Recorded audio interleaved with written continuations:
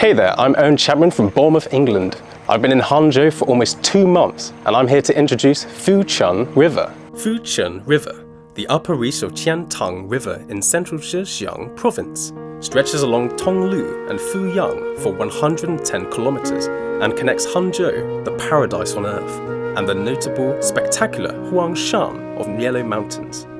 People call it Little Three Gorges, which is a high praise for its clear water and picturesque rolling hills. An artist named Huang Gongwang drew a scroll of such extraordinary scenes along the river. A cut of the painting, now called The Remaining Mountains, is the greatest treasure of Zhejiang Provincial Museum. People won't have the chance to see it on regular visits. Even if someone is lucky enough, he or she might find the exhibit a replica. So why the painting is so precious, and why the museum has kept it by less than a half only. Huang Gongwang was a native of Changsha, Jiangsu province. He was born in 1269. Huang seemed a loser of his time. He was a good student, but didn't land a job. It was until Huang was 22 or 23 that he was named a clerk in the investigation agency in the province. In 1315, his superior was convicted for squeezing the poor and caused civil unrest. As a subordinate, he was also implicated and imprisoned. He was nearly 50 years old when released.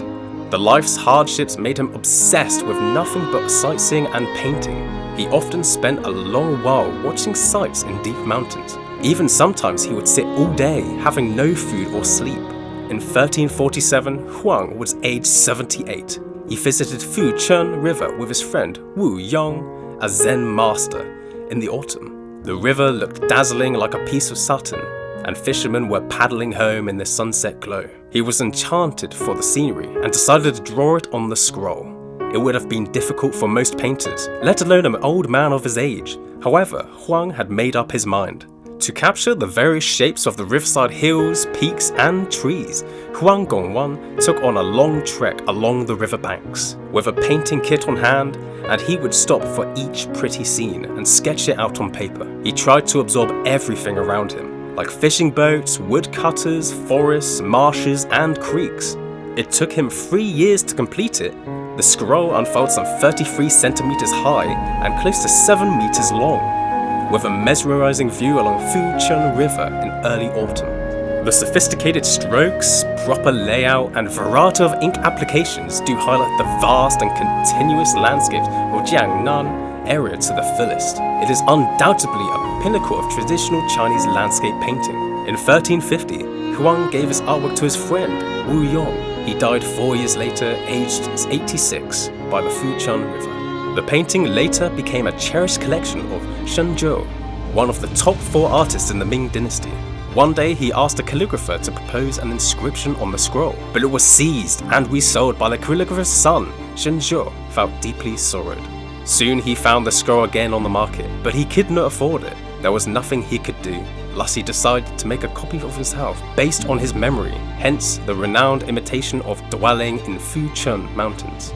Almost 140 years later, the painting was somehow acquired by the eminent collector Wu Hongyu. In his vast collections, Wu loved it best, even more important than his life.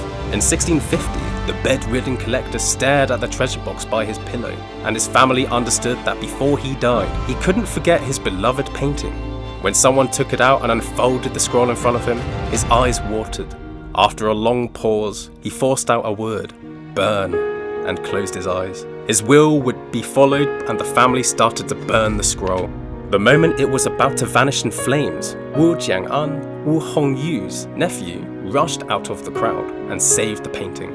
However, the scroll was fouled with burnt holes and torn into a large piece and a small one. The first part was burnt out, and the remaining paper was fire-scarred. Since then, the masterwork has remained separated as a short The Remaining Mountains and a long Master Wu Yong's scroll.